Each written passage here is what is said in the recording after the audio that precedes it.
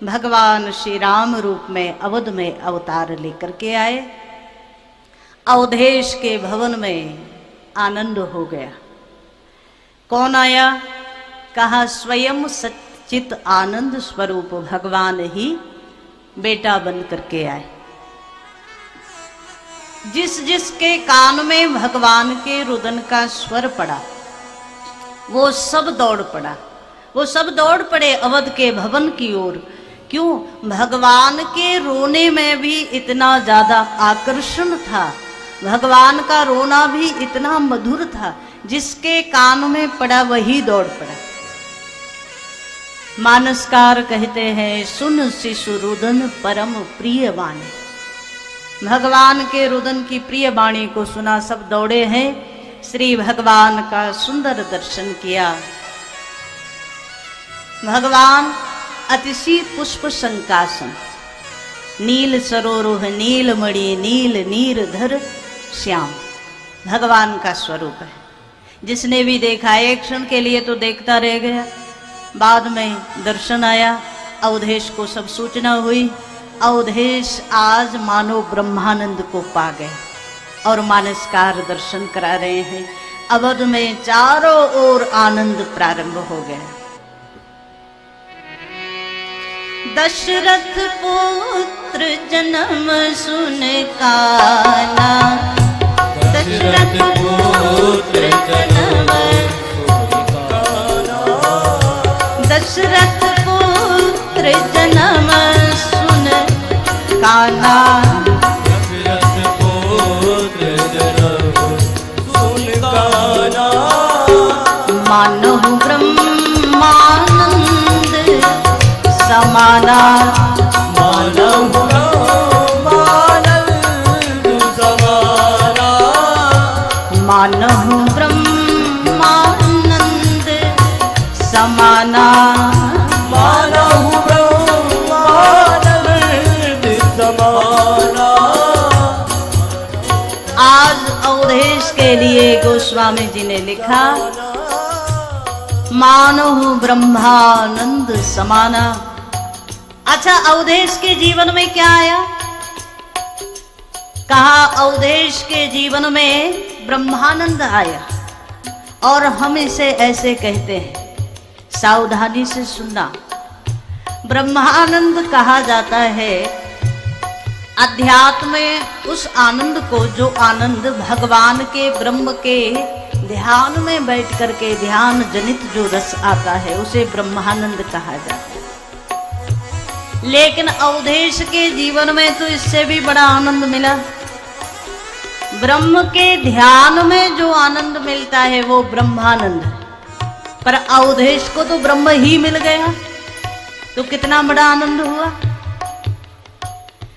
कभी कभी आप जिस चीज को सबसे ज्यादा पसंद करते हो, अब आज जैसे भगवान का धनुष यज्ञ तक तो जाएंगे ही हम लोग, तो कहीं ऐसा हो जाए कि आज जितने श्रोता बैठे हैं, आपको जो मिठाई पसंद हो,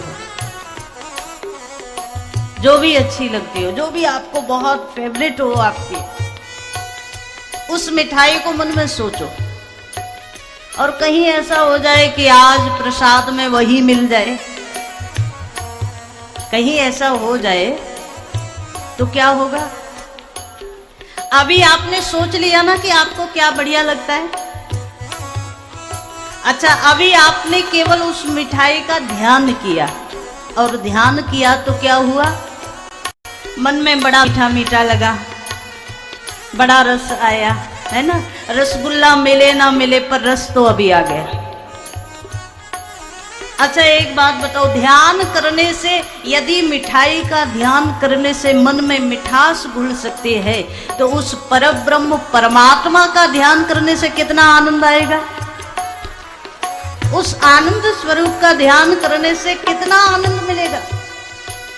और कहीं वही मिठाई आपको आपके हाथ में मिल जाए और यही कथा में थोड़ा ब्रेक हो जाए और मिल जाए पाने के लिए, तो कहा महाराज, उससे ज्यादा तो बढ़िया कुछ नहीं हो सकता, है ना।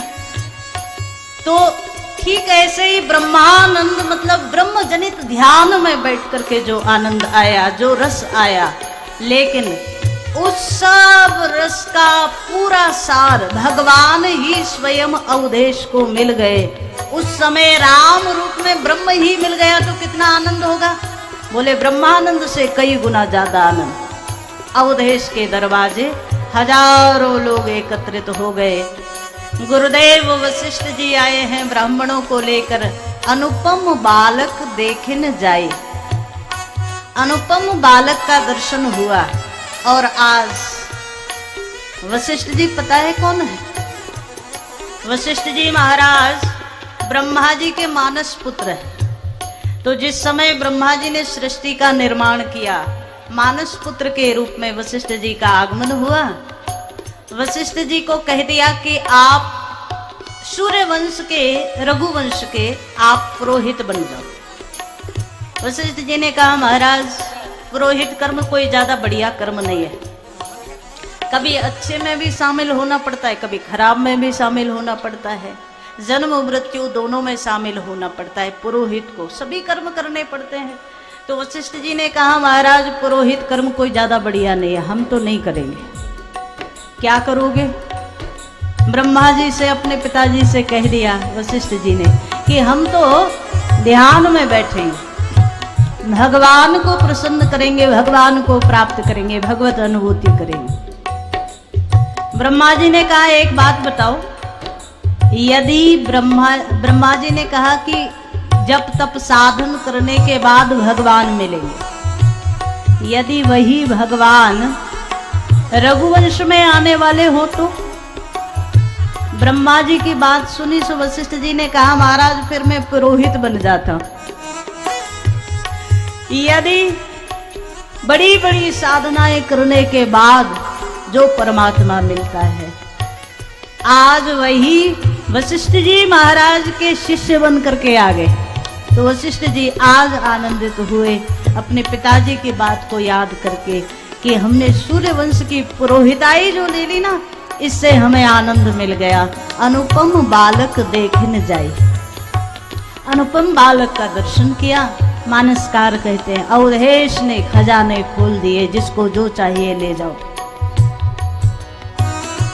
सर्वसदान दीने सब काहू, सर्वसदान दीने सब काहू, जेहि पावा राखा नहीं ताहू, जेहि पावा राखा नहीं ताहू, जेहि पावा राखा नहीं ताहू, जेहि पावा राखा नहीं ताहू, जेहि पावा। अवधेश ने खजाने खोल दिए। सर्वस दान दीन सब काहो, सब दे दिया। क्या दिया? अवधेश आज तक जिसे अपना सर्वस्व मानते थे वो सब दान कर दिया। हम आप किसे सर्वस्व मानते हैं? बोले जो कमाया है, जो तिजोरी में है वही तो सर्वस्व मानते हो। लेकिन अवधेश को उससे बड़ा धन मिल गया। भक्तिमती मीराबाई ने गाया ना, पायो जी मैंने राम रतन धन पायो। तो जिसे राम रत्न महम बंदे, राम रूपी रत्न मिल गया, उसे संसार के धन में कोई मोह रहेगा क्या?